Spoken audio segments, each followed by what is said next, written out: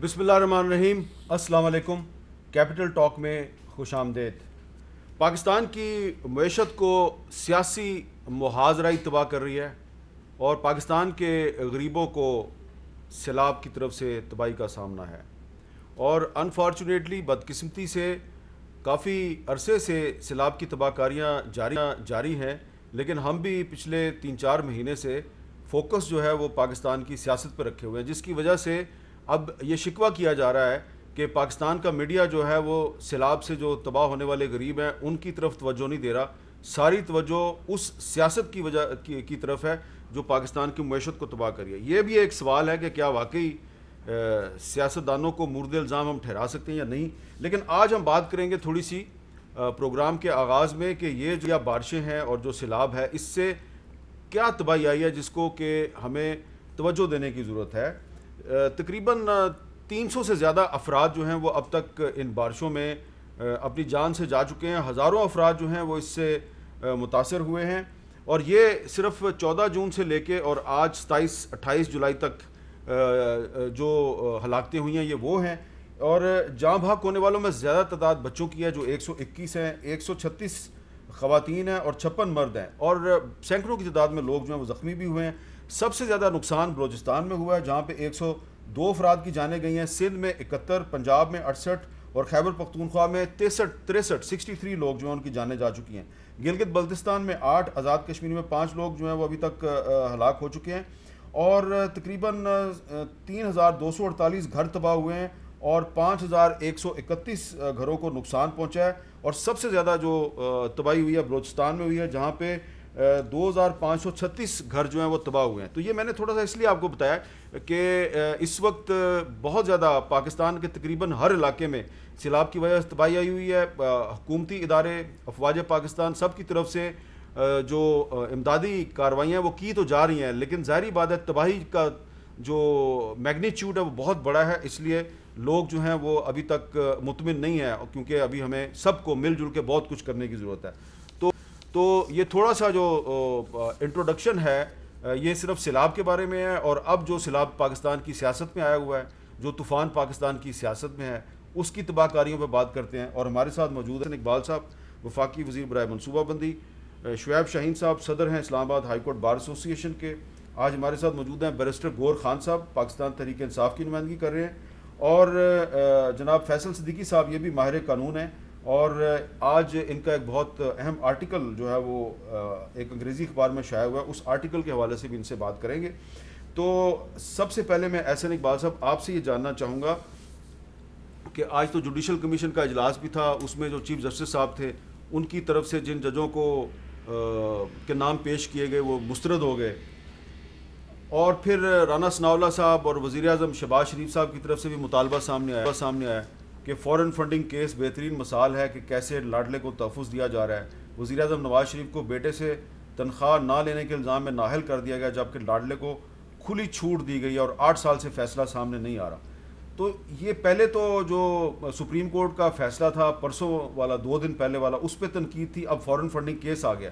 اتنا فوکس کیوں ہے آپ کی پارٹی کا کہ فورن فنڈنگ کیس کا جلد از جلد فیصلہ سنایا جائے؟ بہت شکریہ حامد میر صاحب۔ پہلے تو جو آپ نے سیلاب کی صورتحال بتائی اس کے حوالے سے میں مختصراً یہ کہنا چاہوں گا کہ ہمیں یہ ایک بہت پیچیدہ صورتحال کا سامنا ہے، چونکہ یہ کلائمیٹ چینج جو ہو رہی ہے اس سے بالکل ارریگولر پیٹرن کے اوپر رینز اور فلڈز آ رہے ہیں۔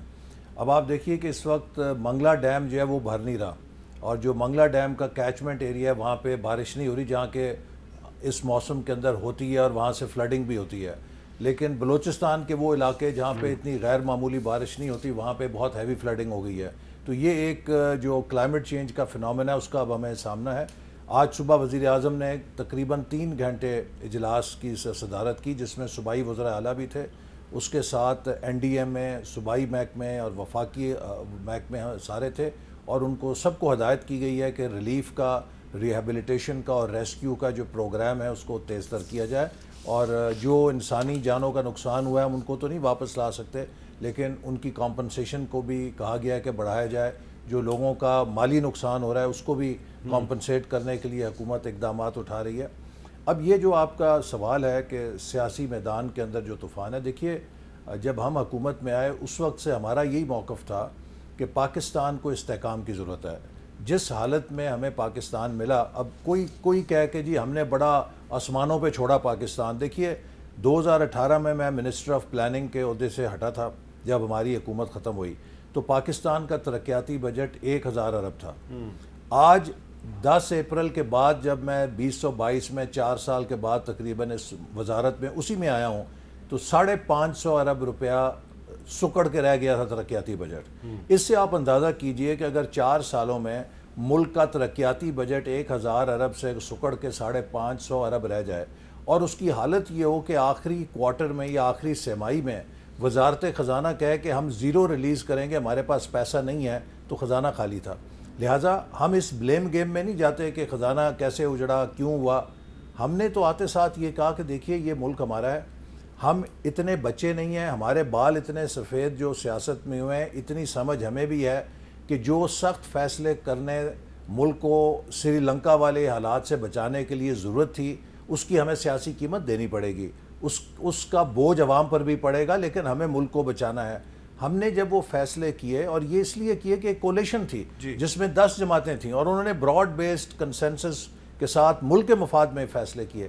ایک جماعت مسلسل ایک کانفرنٹیشن پہ, وہ صرف ابھی سے نہیں بلکہ آپ دیکھیے کہ پچھلے 20 سال کی سیاست, 2014 سے دھرنا اور کانفرنٹیشن, 4 سال حکومت میں رہے کانفرنٹیشن, چور ڈاکو چور ڈاکو چور ڈاکو. آج فورن فنڈنگ والے سوال کا جی میں اس پہ آتا ہوں. تو آج جو ہے ہم یہ کہہ رہے ہیں کہ وہ جو ایک سیاسی جماعت اور ایک لیڈر ہے, ممنوعہ فنڈنگ کے ذریعے پاکستان کی سیاست کو ہائی جیک کرنے کی کوشش کر رہا ہے, اسی طرز پہ جیسے 2016 میں امریکہ کے صدارتی الیکشن کو سوشل میڈیا کے ذریعے ہائی جیک کرنے کی مبینہ کوشش کی گئی, اور اس کے اوپر خود امریکہ میں انکوائریاں ہوئیں, اور اس بات کو تقریباً ثابت کیا گیا کہ امریکہ کا صدارتی الیکشن جو ہے وہ سوشل میڈیا کے ذریعے ہائی جیک ہوا تھا. تو پاکستان تو بہت اس کے مقابلے میں نرم ٹارگٹ ہے. تو آج ہمیں اس بات کا خدشہ ہے کہ وہ ممنوعہ فنڈنگ جو ملک دشمن لابی سے آ رہی ہے, وہ پاکستان میں انتشار پیدا کرنے کے لیے استعمال ہو رہی ہے, اور یہ اوپن اینڈ شٹ کیس ہے. دیکھیے آپ نے جو مثال دی, نواز شریف صاحب اس لیے نااہل کہ 10,000 درہم بیٹے سے نہیں لیے, یہاں کروڑوں روپے ثابت ہو گئے ہیں کہ مس ڈیکلیریشن ہے, چھپائے گئے ہیں, اکاؤنٹ نہیں ظاہر کیے گئے. اناؤنسمنٹ ہو رہی, کیوں نہیں ہو رہی؟ اب یہ ہمیں نہیں سمجھ آ رہی, یہی تو ہم سوال کر رہے ہیں. چیف الیکشن کمشنر صاحب جو ہے وہ تو آپ کی تائید سے آئے تھے نا, آپ کا کیا خیال ہے؟ شعیب شہین صاحب آپ صدر ہیں اسلام آباد ہائی کورٹ بار کے, یہ مطالبہ جائز ہے وزیر اعظم کا اور وزیر داخلہ کا کہ فوری طور پہ ممنوعہ فنڈنگ کیس جو ہے اس کا فیصلے کا اعلان کیا جائے؟ دیکھیے میرا خیال ہے کہ ان کا مطالبہ کرنا بالکل جائز ہے, کرنا چاہیے, کیونکہ میٹر پرانا پینڈنگ ہے. الیکشن کمیشن کے پاس صرف ایک پارٹی کا میٹر پینڈنگ نہیں ہے, پیپلز پارٹی کا بھی پینڈنگ ہے, پی ایم ایل این کا بھی پینڈنگ ہے. اٹ از بیٹر کہ پہلے ہی پولیٹیکل پولرائزیشن اتنی ہے, اداروں کے خلاف اتنی باتیں ہوتی ہیں, سب کا اکٹھے فیصلہ آنا چاہیے. ایک دن فیصلہ کریں, جس کے خلاف جو ایویڈنس ہے وہ پیش کریں, وہ سامنے آئے, اور سیم ڈے یہ ڈیسیجن آنے چاہیے تمام پولیٹیکل پارٹیز کا, تاکہ کسی کی جانبداری یا غیر جانبداری کی بات نہ آ سکے. اچھا سوری, میں اس کو پھر کریکٹ کروں, یہ پھر اس کو بینیفٹ دینے کی بات ہے. دیکھیں سوال یہ ہے, عمران خان صاحب کے 7 سال سے یہ کیس چل رہے ہیں, ہمارے خلاف ان کی ایک درخواست آئی ہے جس میں سپریم کورٹ اور الیکشن کمیشن نے کہا, پی ٹی آئی کو کہا کہ اگر آپ کے پاس کوئی ثبوت ہے ہمارے سامنے پیش کریں. میں آن ریکارڈ آپ کو یہ کہہ رہا ہوں حامد میر صاحب, آج تک پی ٹی آئی ایک ثبوت ہمارے خلاف الیکشن کمیشن کو اچھا جو پی ٹی آئی کی بات سن لیں. جی بیرسٹر گور خان صاحب, پاکستان تحریک انصاف جو ہے وہ جو ممنوعہ فنڈنگ کیس ہے اس کو کیوں پرولونگ کر رہی ہے؟ 9 دفعہ ریٹ پٹیشنز فائل ہوئی, 50 دفعہ التوا کا شکار ہوا, کیا وجہ ہے؟ آپ اس کیس کا اگر فیصلہ آتا ہے تو آپ کو کیا نقصان ہے؟ حامد میر صاحب, اس پہ تو میرا خیال ہے جو 2 لفظ استعمال ہوئے ہیں, ممنوعہ فنڈنگ اور فارن ایڈڈ کمپنی, یہ فارن ایڈڈ پولیٹیکل پارٹی, تو ڈفرینٹ کنسیپٹ ہے. الیکشن کمیشن میں ڈسپائٹ دا فیکٹ کہ پی ٹی آئی نے بڑی ریزرویشن شو کی موجودہ کمیشن پہ, اور ان کو نہیں سننا چاہیے تھا, ایک پوزیشن پٹ اپ ہوئی تھی اور ابھی کمیشن نہیں بنا تھا, لیکن ڈسپائٹ آل دیز ریزرویشن 10 دن کمپلیٹلی ہیئرنگ ہوئی ہے, each and every account disclose ہوا ہے, اور ان کی طرف سے کوئی اس کا جواب نہیں آیا کہ جی یہ والی پروہیبیشن فنڈڈ ہے جو آپ کی طرف سے آیا. ابھی میٹر الیکشن کمیشن کے پاس پینڈنگ ہے, الیکشن کمیشن نے جب بھی چاہا وہ اس کا ڈیسیجن آ جائے گا, اور دس از a long way to go, کیونکہ اس میں اگر ڈیسیجن آ جاتا ہے تو وہ ریفرنس آئے گا, ریفرنس فیڈرل گورنمنٹ کے پاس جائے گا, پھر سپریم کورٹ میں. پر ہمیں توقع ہے انشاءاللہ تعالیٰ کہ الیکشن کمیشن یہ ہولڈ کرے گی کہ اس میں کوئی فارن ایڈڈ فنڈنگ نہیں ہے, کیونکہ 2 ڈفرینٹ کنسیپٹ ہے. اچھا فیصل صدیقی صاحب، آپ کا کیا خیال ہے یہ فورن فنڈنگ یا ممنوعہ فنڈنگ کیس کے بارے میں، کہ کیا یہ شہباز شریف صاحب کی طرف سے مطالبہ جائز ہے کہ اس کا فوری طور پہ الیکشن کمیشن فیصلے کا اعلان کرے، اور وہ لفظ استعمال کر رہے ہیں کہ فورن فنڈنگ کیس بہترین مثال ہے کہ کیسے لاڈلے کو تحفظ دیا جا رہا ہے. Do you agree with the prime minister? دیکھیے، جس طریقے سے یہ مطالبہ کیا جا رہا ہے اس سے تو یہ لگتا ہے کہ جیسے یہ ایک پولیٹیکل ڈیمانڈ ہے.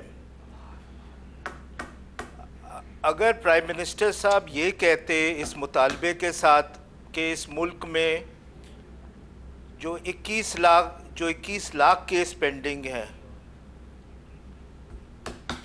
ان کا بھی جلدی سے جلد فیصلہ ہونا چاہیے، تو یہ لگتا کہ جس طریقے سے یہ ایک ڈیمانڈ جو ہے وہ جینوئن ہے. ادروائز تو یہ ایک پولیٹیکل گیم ہی لگتا ہے جو دونوں پارٹیز ایک دوسرے کے ساتھ کھیل رہی ہیں. اچھا، یہ بتائیں کہ آپ نے آج ایک آرٹیکل لکھا ہے اور اس آرٹیکل کا عنوان ہے how ڈریڈفل it is when the right جج ججز رانگ. اس میں آپ نے ایک حوالہ دیا ہے اور اینڈ میں آپ یہ کہہ رہے ہیں کہ a losing party will only accept a judicial decision against them if it is perceived to be the result of a fair, just and legally correct process. آپ کا کیا خیال ہے کہ یہ جو حال ہی میں فیصلہ آیا ہے سپریم کورٹ کا، جس کے نتیجے میں پرویز الہی صاحب پنجاب کے چیف منسٹر بن گئے، آپ کے خیال میں اس فیصلے کے بارے میں آپ کی ریزرویشنز ہیں؟ دیکھیے، میرا جو بنیادی پوائنٹ ہے وہ یہ نہیں ہے کہ یہ فیصلہ ہو سکتا ہے صحیح ہو سکتا ہے غلط ہو. یہ بنیادی ایشو نہیں ہے.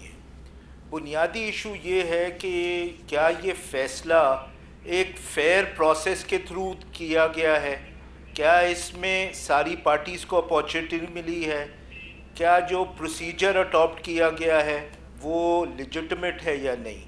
یہ بنیادی سوال ہے. تو اس میں ایشو جو ہے وہ یہ ہے کہ جو پروسیس ہے جو اڈاپٹ کیا گیا ہے اس فیصلے کو کرنے کی، وہ میری نظر میں غلط ہے.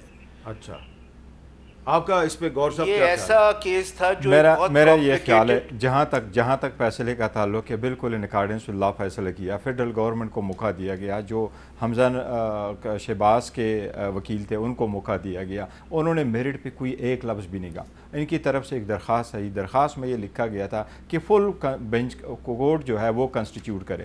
اور جب سپریم کورٹ نے ان سے پوچھا، ڈسپائٹ دا فیکٹ کہ جب یہ ہیئرنگ ہو رہی تھی تو ہمارے محترم احسن اقبال صاحب وہاں موجود تھے، اس وقت سپریم کورٹ نے ان سے پوچھا، یہ اپنی ساری پروسیڈنگ میں ایک بھی کیس کی نظیر پیش نہیں کر سکے کہ اگر دو متنازعہ پارٹی کا کوئی کیس ہو اس میں سپریم کورٹ نے کب کوئی فل بینچ کنسٹیٹیوٹ کیا. لارجر بینچ کی ان کی ریکویسٹ نہیں تھی، فل بینچ کبھی سپریم کورٹ نے گزشتہ 25 سالوں میں کنسٹیٹیوٹ نہیں کیا. اچھا فیصل صدیقی صاحب، آپ کی ریزرویشن بنیادی طور پہ لیگل پوائنٹ آف ویو سے کیا ہے؟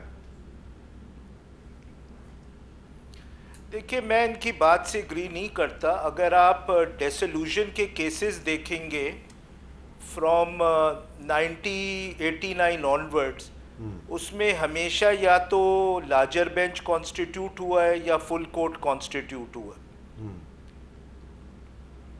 دوسری یہ بات ہے کہ اس کیس میں لارجر بینچ کانسٹیٹیوٹ کرنے کی بہت بنیادی وجوہات تھیں. فل کورٹ تو نہیں ہو سکتا تھا کیونکہ سارے ججز اویلیبل نہیں تھے چھٹیوں میں، لیکن لارجر بینچ ہو سکتا تھا آف دا 9 سینئر موسٹ ججز. ٹھیک ہے. تو اس کی بنیادی وجہ یہ تھی کہ اگر آپ دیکھیں گے فیصلے کو تو اس میں ایٹ لیسٹ 3.5 پیجز ججز نے اسپینڈ کیے ہیں کہ ایک ارلیئر فیصلہ تھا 2015 کا جو ایک لارجر بینچ کا فیصلہ تھا، 8 میجورٹی ججز تھے، اور اس میں جو لیڈ ججمنٹ تھی عظمت سعید صاحب کی، اس میں یہ کہا گیا تھا کہ ووٹنگ ڈائریکشنز جو ہے پارٹی ہیڈ دے گا. تو اس شارٹ آرڈر میں ایٹ لیسٹ 3-4 پیراگرافز یہ کہے گئے ہیں کہ وہ فیصلہ ہمارے اوپر کیوں بائنڈنگ نہیں ہے. اچھا، جب اس قسم کی کنفلکٹنگ پریسیڈنٹ آ جاتی ہے تو یہ یہ کنسسٹنٹ پریکٹس ہے سپریم کورٹ کی کہ اس پہ ایک لارجر بینچ بنتا ہے اگر فل کورٹ نہیں بن سکتا. ٹھیک ہے, آپ کہہ رہے ہیں کہ لارجر بینچ بننا چاہیے. سب سے اہمیت کی بات یہ ہے کہ وہ جو فیصلہ تھا 2015 کا, اس میں ایک جو سگنیٹری تھے وہ بندیال صاحب تھے. اچھا. اور بندیال صاحب جو کرنٹ چیف جسٹس ہیں, انہوں نے بھی اس بات پہ سائن کیا تھا کہ جو ووٹنگ ڈائریکشنز ہوں گی وہ پارٹی ہیڈ دے گا.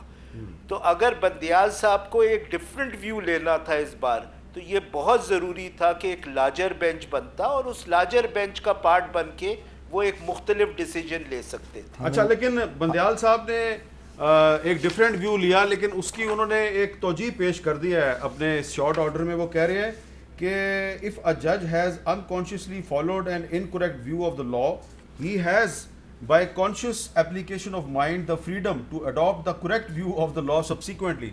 میں عرض کرتا ہوں سر, فیصل صدیقی صاحب شاید سپریم کورٹ میں نہیں تھے, ان کے انٹائر ایمپسس یہ تھا کہ ہمارے لیے فل کورٹ کنسٹیٹیوٹ کیا جائے, جو کہ طے بھی نہیں اور نظیر بھی کوئی نہیں تھی.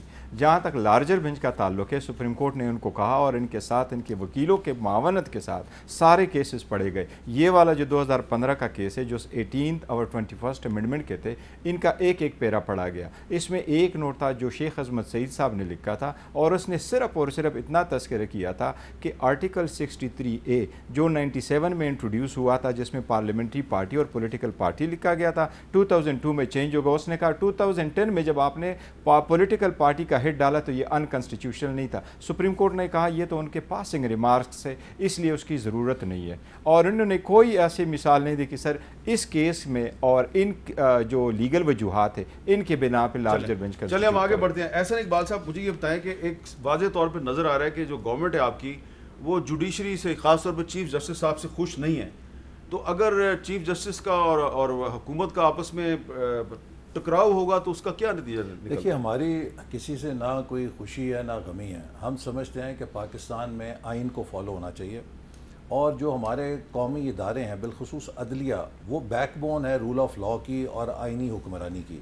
اور اگر عدلیہ کے حوالے سے پرسیپشنز ایسی پیدا ہو جائیں کہ جس سے جانبداری کے لوگوں میں احساسات پائے جائیں, یہ ایک بہت بڑا حادثہ ہے. جو ابھی انہوں نے کہا کہ فل بینچ نہیں بن سکتا تھا, میں سمجھتا ہوں کہ دو وجوہات بنیادی تھیں جس پہ وہ بننا چاہیے تھا. پہلی بات یہ ہے کہ پاکستان سپریم کورٹ بار ایسوسی ایشن کے تقریباً 6 سابق صدور کے ساتھ موجودہ صدر نے اور پوری وکلا برادری نے, جو لیگل فریٹرنیٹی ہے, یہ بات اجاگر کی. انہوں نے کہا جی کہ یہ ایک بڑا متنازع الیکشن کیس ہے اور ایک سیاسی فریق آپ کو اس تنازع میں فریق بنانا چاہتا ہے. تو آپ کے اوپر پہلے سے ہی کچھ مس گیونگز ہیں کہ آپ کی جو بینچز ہیں وہ کچھ مخصوص کیسوں میں سنتے رہے ہیں اور مخصوص فیصلے آتے رہے ہیں. تو لہٰذا یہ پرسیپشن پکی نہیں ہونی چاہیے. تو لہٰذا عدلیہ کے وقار کا تقاضا ہے کہ اگر آپ اس سینسٹیو معاملے کو, پاکستان کے سب سے بڑے صوبے کا معاملہ ہے, اور آپ ایک وزیر اعلیٰ ہٹانے جا رہے ہیں, دیکھیے کوئی آپ چپڑاسی ڈسمس نہیں کر رہے, کوئی آپ نائب قاصد نہیں نکال رہے, اس سے پہلے آپ ایک وزیر اعظم کو نکال چکے ہیں. اور جو سپریم کورٹ میں جب چیف جسٹس کی بحالی کا کیس چل رہا تھا, خلیل الرحمان رمدے صاحب اس وقت اس کو چیئر کر رہے تھے, 9 یا 11 جج تھے سپریم کورٹ کے. انہوں نے کہا جی چیف جسٹس کو نکالا گیا ہے, اس کے پاس رائٹ آف اپیل ہی نہیں ہے. ایک نائب قاصد کو نکالیں, اس کے پاس 3 رائٹ آف اپیل ہوتے ہیں. اس سے پہلے آپ نے ایک وزیر اعظم کو نکال دیا وداؤٹ رائٹ آف اپیل. اب آپ ایک وزیر اعلیٰ کو نکالنے جا رہے ہیں وداؤٹ رائٹ آف اپیل. تو لہٰذا سب نے یہ کہا کہ اتنے تنازع میں آپ ایک فل کورٹ بنائیں, اور ہم نے کہا کہ فل کورٹ جو فیصلہ کرے گی ہمیں قبول ہوگا. آپ کو پتہ ہے آخری دفعہ فل کورٹ کب بنا تھا؟ دیکھیے, جیسے ابھی انہوں نے کہا کہ جو بھی جب حکومت کی اسمبلیاں ٹوٹتی رہی ہیں ان کی بحالی کے کیسز آخری دفعہ فل کورٹ کب بنا تھا؟ 2015 میں بنا تھا جی, 18th امینڈمنٹ اور 21st امینڈمنٹ کی, جو بلاول صاحب کہتے ہیں کہ اس میں بھی ہمیں بلیک میل کیا گیا. سر دیکھیں, ود رسپیکٹ ایک عرض کروں, اس سے تو بہت بڑا فائدہ ہو گیا تھا. 18th امینڈمنٹ میں یہ آیا تھا کہ 18th امینڈمنٹ سے پہلے جو سپریم کورٹ, 19th امینڈمنٹ سے پہلے سپریم کورٹ میں 3 قسم کے ججز تھے, ایکٹنگ ججز, ایڈ ہاک ججز اور جو پرماننٹ ججز. ایڈ ہاک ججز چیف جسٹس اپنی مرضی سے لے کے آیا کرتے تھے. 19 امینڈمنٹ میں یہ ہوا کہ آپ ایڈ ہاک ججز بھی اگر آپ نے سپریم کورٹ کے لیے لینے تو چیف جسٹس اپنی مرضی سے نہیں لے کے آئے گا, بٹ سپریم جوڈیشل پروسیس سے آئے گا. 2015 میں آخری دفعہ بنا تھا. جی لاسٹ ٹائم 2015 میں بنا. یہ اب آپ ہے کہ آج جو جوڈیشل کمیشن کا اجلاس ہوا اس میں چیف جسٹس صاحب نے جن ججوں کو سپریم کورٹ میں لانے کے لیے نام پیش کیے وہ اکثریت نے مسترد کر دیے. تو کیا یہ کہہ سکتے ہیں ہم کہ یہ چیف جسٹس صاحب پہ عدم اعتماد ہو گیا؟ نہیں، عدم اعتماد والی بات نہیں ہے. یہ جوڈیشل کمیشن کا مخصوص قسم کی ایک کمپوزیشن ہے. یہ 19th امینڈمنٹ کے ذریعے جو بلاول صاحب جس کا ریفرنس دے رہے ہیں نا، 18th امینڈمنٹ چیلنج ہوئی تو 1 پیجر ایک آیا کہ جی آپ امینڈمنٹ کر لیں، اور کیس پینڈنگ رہا، اور اس پہ پھر 19th امینڈمنٹ آئی. یہ موجودہ جو جوڈیشل کمیشن ہے یہ موجود ہے.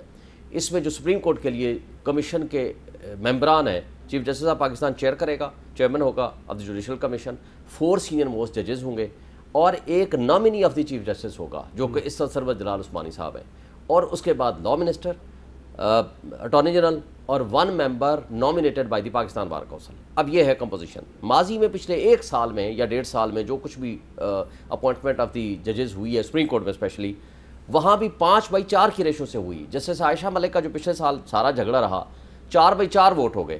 4/4 ہونے کے بعد وہ میٹر ڈیفر ہو گیا. ڈیفر ہونے کے بعد عام طور پر 3 ججز سپریم کورٹ کے اور 2 دوسرے ممبران، جس میں ایک لا منسٹر اور ایک اٹارنی جنرل، یہ 5 کی ریشو سے یہ ساری اپوائنٹمنٹ ہوئی. 5/4 یا کبھی کبھار ایسا ہوا کہ 6/3 یا اس طرح. لیکن زیادہ جو ڈیسیژنز ہوئے ہیں پچھلے سال جسٹس گلزار صاحب کی سربراہی میں جو کمیشن کام کرتا رہا، 5/4 ریشو سے جسٹس عائشہ آئیں، 5/4 کے ریشو سے جسٹس محمد علی مظہر آئے سندھ سے، مظاہر اکبر نقوی اس سے پہلے آئے، اسی طرح جسٹس امین الدین آئے، جسٹس قاضی امین آئے. لیکن تھوڑا 2 سال اگر پہلے چلے جائیں تو اس زمانے میں زیادہ یہ سینیرٹی کا ڈسپیوٹ نہیں تھا.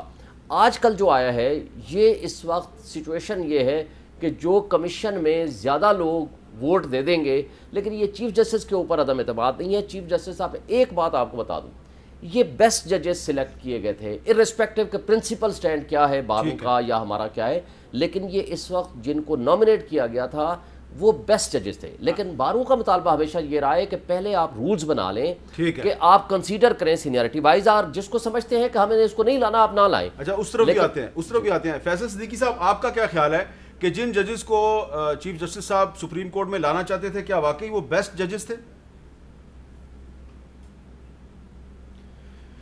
دیکھیے، میں اس کو ایک مختلف طریقے سے دیکھتا ہوں.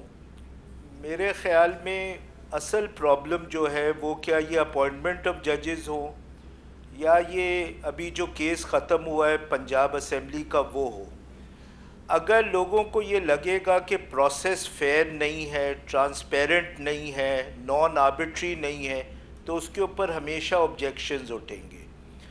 تو یہ جس طرح اپوائنٹمنٹ ہو رہی تھی، میرے خیال میں لوگوں کو اس پہ آبجیکشنز تھے، اور اس میں 2 پرابلمز تھے. پہلا مسئلہ یہ تھا کہ جب سینئر پیونی جج چھٹی پہ ہیں تو میرے خیال میں یہ میٹنگز نہیں ہونی چاہیے، اور یہ 2 دفعہ اسی وجہ سے پوسٹ پون ہوئی ہیں پہلے، تو کوئی ریزن نہیں تھی کہ یہ تیسری میٹنگ ہوتی.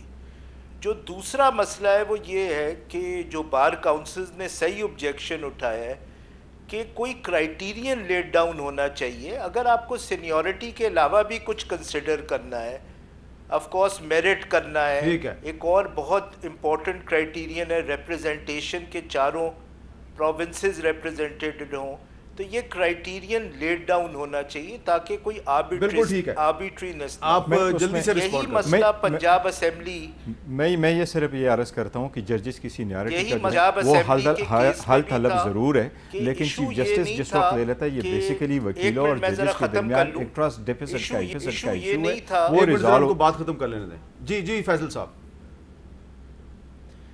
دیکھیے، یہی مسئلہ پنجاب اسمبلی کے کیس میں تھا. ایشو حکومت نے یہ آبجیکشن نہیں اٹھایا تھا کہ ایک پرٹیکولر جج نہ سنے یا دوسرا پرٹیکولر جج نہ سنے. ایشو یہ تھا کہ وہ یہ کہہ رہے تھے کہ یہ اتنا امپورٹنٹ ڈیسیجن ہے اور یہ کمپلیکیٹڈ کانسٹیٹیوشنل کویسچن تھا، اس پہ کنفلکٹنگ پریسیڈنٹس تھی، تو اس کو ایک فل کورٹ کو سننا چاہیے تھا. اگر اس بات سے اگری نہیں کرتا بینچ تو لارجر بینچ بنا دیتا. تو یہ بہت امپورٹنٹ ہے اس ملک میں کہ لوگ فیصلہ مان لیں گے، وہ کیا اپوائنٹمنٹ آف ججز کا ہو یا پنجاب اسمبلی کے ڈیسولوشن. اگر ان کو یقین ہوگا کہ جی ہیلو جی بہت شکریہ فیصل صدیقی صاحب. مجھے ایک بریک لینا ہے، اور ملتے ہیں.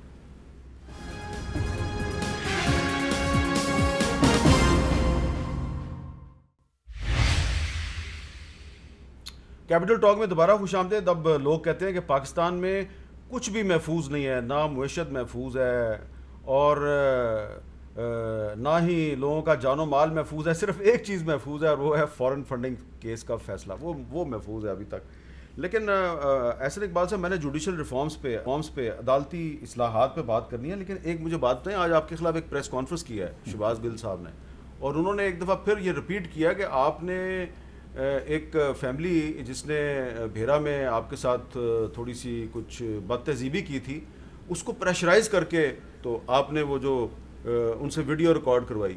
تو پہلے بھی آپ وضاحت کر چکے ہیں، لیکن آج دوبارہ پریس کانفرنس یہ تھوڑی سی وضاحت کریں. میں سمجھتا ہوں کہ وہ ایک آنریبل پڑھے لکھے لوگ تھے، اور وہ جب آئے تو انہوں نے یہی کہا کہ ہم خود سے، ہماری فیملی نے سوچا کہ یہ ہم سے غلطی ہوئی ہے، زیادتی ہوئی ہے، اور آئی ویلکم دیم. اور دیکھیے میں سمجھتا ہوں کہ ان کے اس عمل سے نا ہوا یہ ہے کہ عمران خان صاحب کا پورا جو بیانیہ تھا وہ ڈھہ گیا، جو وہ ایک لوگوں کو ایکسائٹ کر رہے تھے.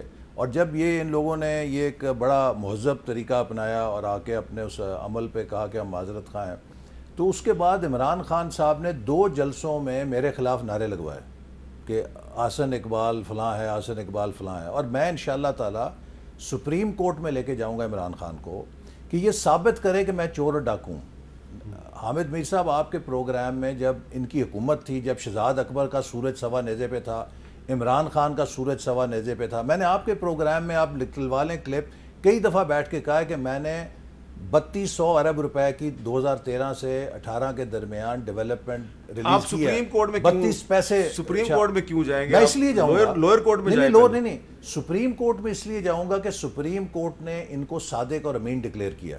اور سپریم کورٹ جو ہے وہ صرف اپنے ڈگنیٹی کی محافظ نہیں ہے، وہ انڈر جو فنڈامنٹل رائٹس ہیں اس میں ہر شہری کی ڈگنیٹی کی بھی محافظ ہے. تو اگر سپریم کورٹ ایک شخص کو یہ کہتی ہے کہ یہ صادق اور امین ہے، کیا اس شخص کے پاس یہ سرٹیفکیٹ دیا جا سکتا ہے؟ جس کی مرضی وہ پگڑی اچھالے، سوائے اس کے کہ 10-15 سالوں سے یہ کریکٹر اسیسینیشن کر رہا ہے. ہر شخص ہر کسی کے اوپر گالی گلوچ کر رہا ہے، اور اس کا اپنا طرز عمل یہ ہے کہ اس کی چوری پکڑی ہوئی ہے فارن فنڈنگ کیس میں، اس کا جواب نہیں دے پا رہا. اچھا، اب اس میں آپ کا جو معاملہ ہے شعیب شاہین صاحب، احسن اقبال صاحب ڈائریکٹ سپریم کورٹ میں جا سکتے ہیں؟ نہیں، اس معاملے میں آرٹیکل 184(3) کے تحت سپریم کورٹ میں پٹیشن فائل ہوتی ہے. اس میں ہے کوئی بھی issue relating to question of law of public importance involving fundamental rights, یہ بیسک انگریڈینٹس ہیں.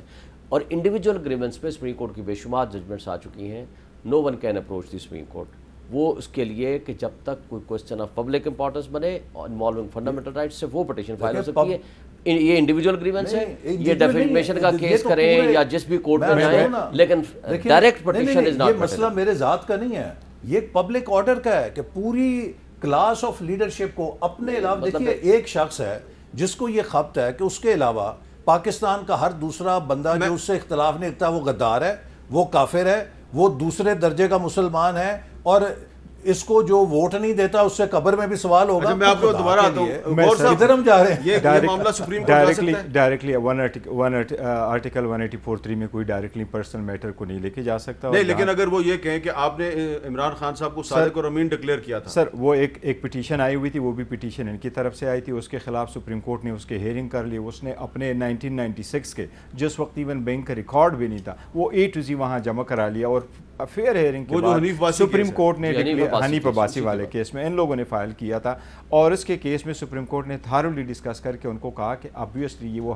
صادق امین ہے، ان کے خلاف کوئی الیگیشن نہیں ہوا. لیکن ود آل ڈیو رسپیکٹ میں اتنا کروں، احسن اقبال صاحب کے خلاف اس وقت ایک کرپشن اینڈ کرپٹ پریکٹس کا ایک ریفرنس فائل ہوا ہے.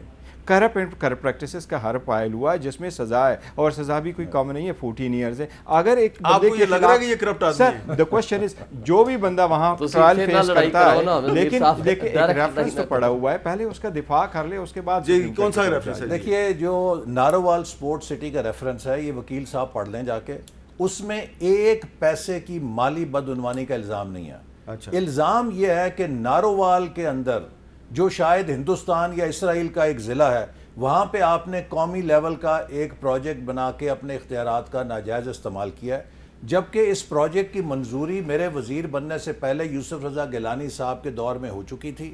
ادھورا منصوبہ تھا، ہم نے بنایا. سو میرے پہ الزام کوئی مالی بدعنوانی کا نہیں ہے. اور جیسے میں آپ سے کہہ رہا تھا، آپ نے نارووال میں سپورٹس کمپلیکس کیوں بنایا کہ نارووال چھوٹا سا علاقہ ہے، اس میں کیوں بنایا؟ بھئی جو چھوٹا علاقہ ہے اس کا حق نہیں ہے وہاں لوگ ٹیکس نہیں دیتے؟ کیا وہ ہندوستان کا ضلع ہے؟ کیا وہ اسرائیل کا ضلع ہے؟ کیا نارووال پاکستان کا حصہ نہیں ہے؟ اچھا پھر کیا پاکستان میں اس جیسے 20 سپورٹس کمپلیکس اور نہیں بننے چاہیے؟ ہمارے پاس تو انفراسٹرکچر ہی نہیں ہے، کوئی کیسینو تو نہیں بنا، کوئی جوا خانہ تو نہیں بنا. تو یہ ایک بوگس کیس جو انہوں نے بنایا، اور یہی اس کا بندے کا مسئلہ ہے کہ ایسے جھوٹے کیسز بنا کر اس نے ہمیں جیلوں میں ڈالا اور ہم مہینوں جیلوں میں پڑھتے رہے. اس کے بعد بالآخر ضمانتیں ہوئیں. عمران خان صاحب جو ہم نہیں سمجھ آتے کہ پی ٹی آئی کے کسی بندے کو ہاتھ لگے 24 گھنٹے میں ضمانت، 24 گھنٹے میں بار، 24 گھنٹے میں ای سی ایل ختم.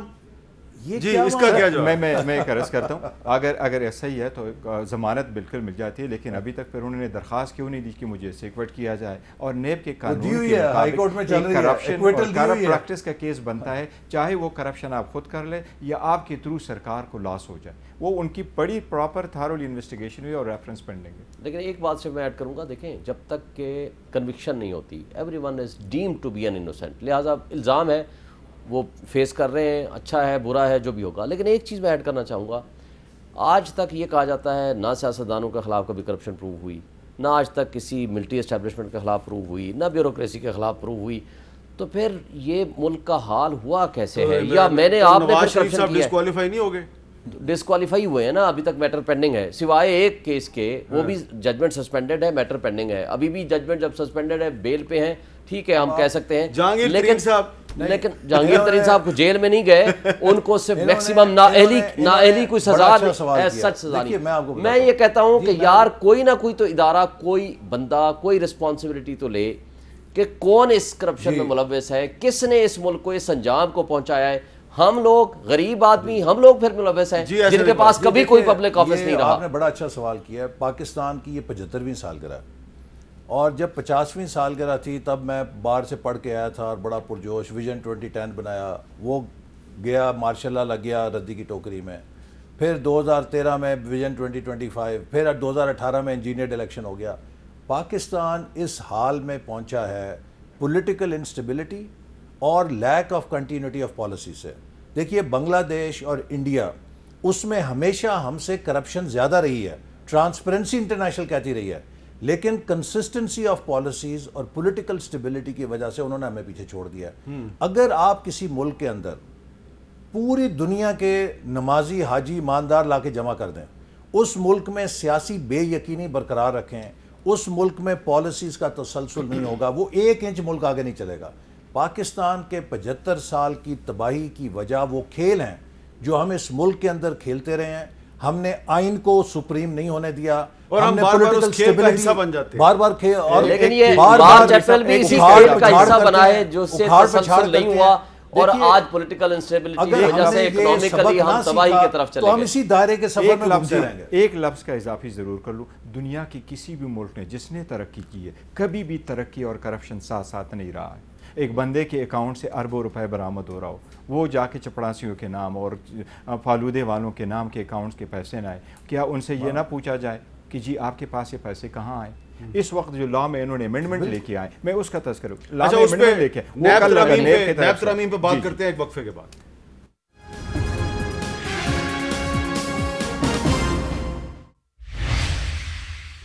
کیپٹل ٹاک اور تھوڑا سا وقت ہے، لیکن اس تھوڑے سے وقت میں ایک بہت اہم ایشو ہے کہ نیب قانون میں کیوں تبدیلی ہو رہی ہے.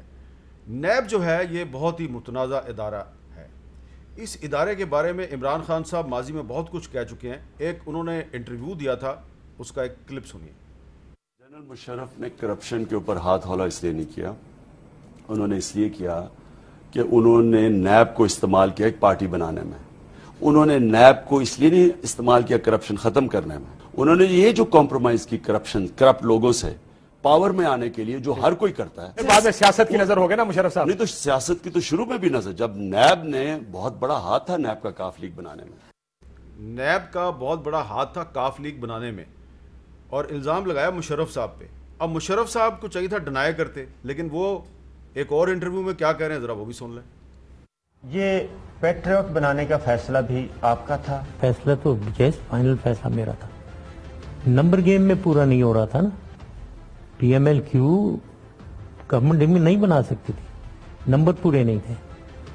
तो it was this patriot group जो आई है ना, ये काम जो है ये बैकग्राउंड में होते हैं और जाहिर है इसमें एजेंसीज इन्वॉल्व होती हैं और उसमें ये फैसल सालेहात ने अच्छा काम, इसने वो ग्रुप बनाकर तोड़ दिया और हमारे नंबर पूरे हो गए। हमें ये बात सही है, कुछ लोग जो जिनका कैरेक्टर जिनके कैरेक्टर पे दबा था वो भी आए।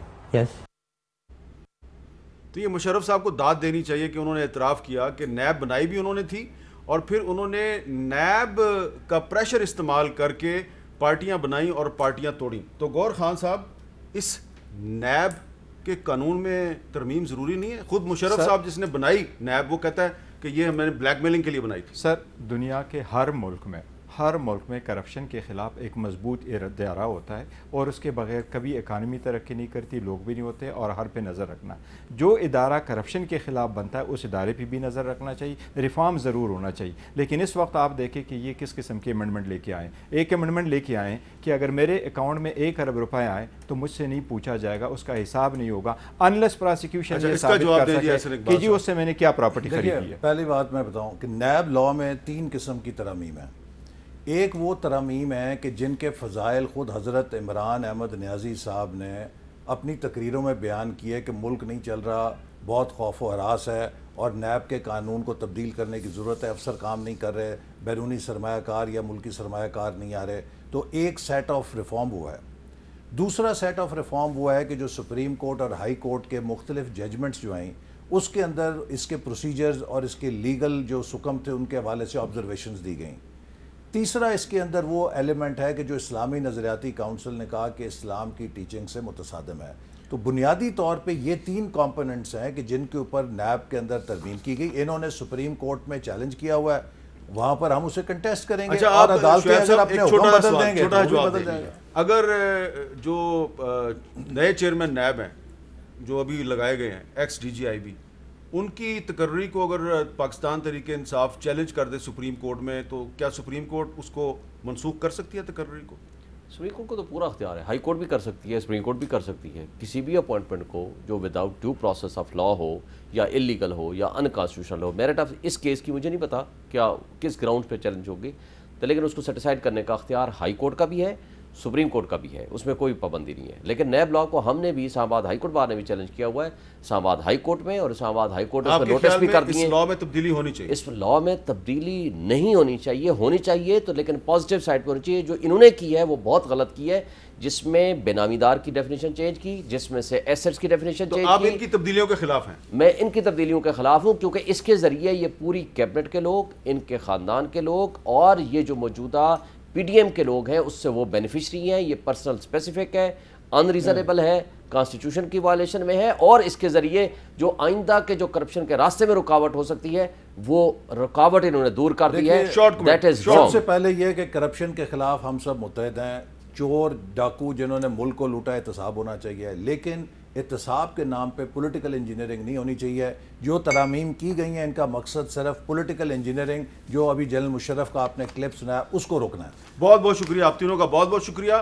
सुप्रीम कोर्ट के एक जज जस्टिस मकबूल बाकिर साहब भी अपनी एक जजमेंट में ये कह चुके हैं कि नैब के अदारे को पॉलिटिकल इंजीनियरिंग के लिए इस्तेमाल किया जाता है। लेकिन नैब के कानून में तब्दीली ज़रूर करें, लेकिन ये तासुर ना दें कि आप कोई पर्सन स्पेसिफिक तब्दीलियाँ कर रहे हैं। इजाज़त दीजिए, अल्लाह हाफ़िज़।